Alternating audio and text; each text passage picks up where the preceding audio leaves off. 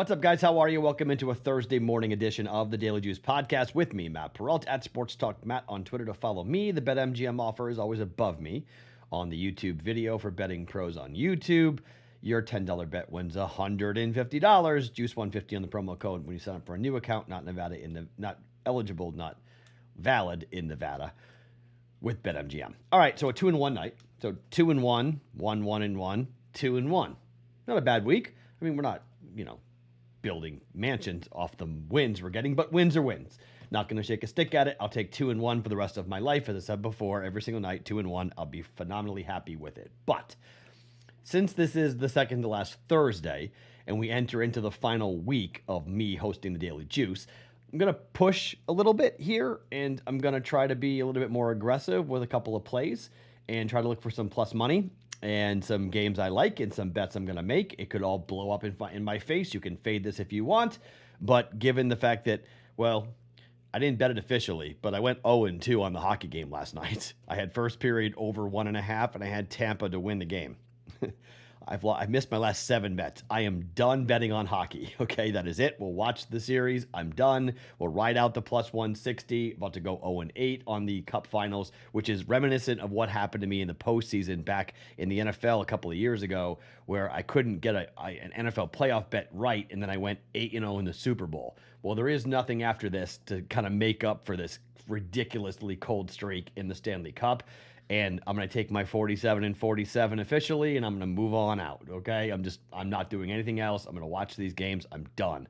That was my experiment. Like, what if I bet it unofficially? I literally bet $15 on both the side and the first period, okay? I bet nothing. I was like, I'm so cold. Let's just see if I can make, a tiny bit of money. Nope. Lost them both. So glad I didn't do that with the Cup, but 2-1 officially on the pod, which is good for baseball. So I got 4 baseball bets that I'm going to get into. Here's my dilemma at the top, and I'm angry about this, okay? So BetMGM had the Dodgers on the run line with Clayton Kershaw coming back up against Green for the Reds tonight. They had it at minus 120, okay? So that was a great price. That was a price that I took. You can't get better than minus 130 right now. BetMGM's at 135. DraftKings is at 135. WinBet's at 130, okay? So officially, we're going to ride the streak of the Dodgers 6-0 on the run line against the Reds and against that bad Reds bullpen. They went down 3-0. They still won on the run line. Bullpen's horrible for the Reds, even at home. Dodgers are the third best team in baseball now on the run line. They are tremendous. Against the Reds, they're killing this team. And now you have Clayton Kershaw coming back, and Kershaw's Kershaw, okay? Is it a dumb bet? Maybe. Am I stupid to lay minus 120? Yeah. Am I dumb to suggest minus 130? Yeah. But I'm going to tell you to bet it at minus 130. Rinse and repeat.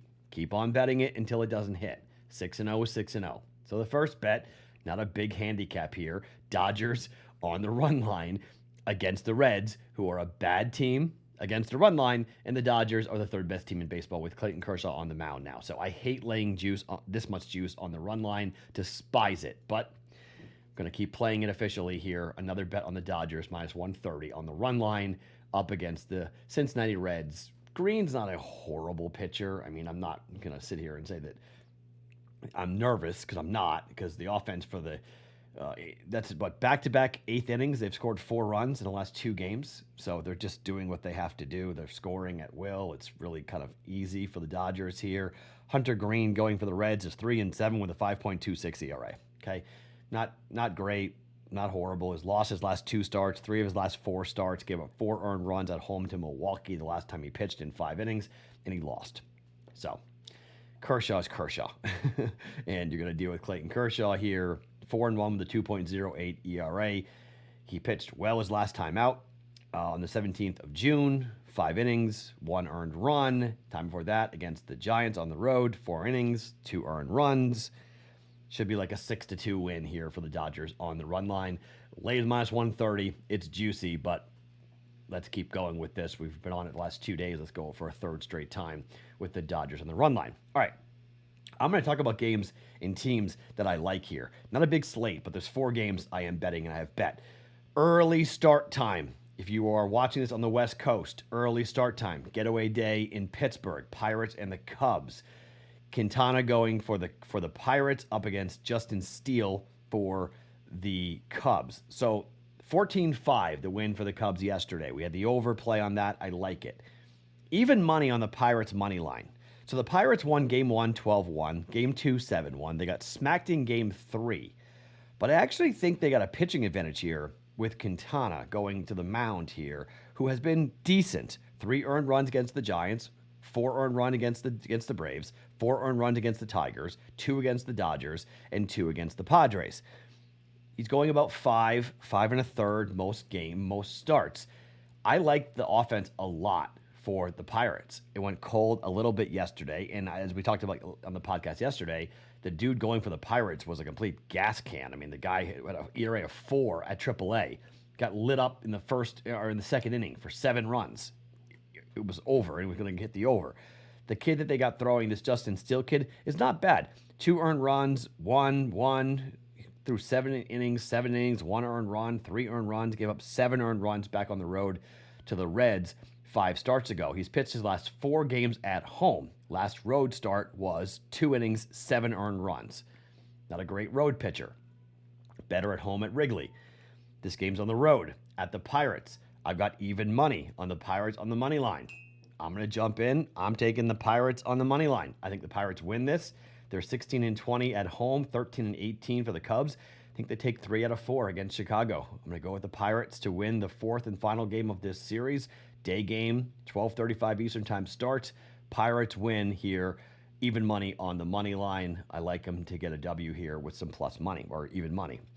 Bet number 2. We're going to the Yankees and the Astros. So the Astros continue to be the best team in Major League Baseball to the under, 44-22-2.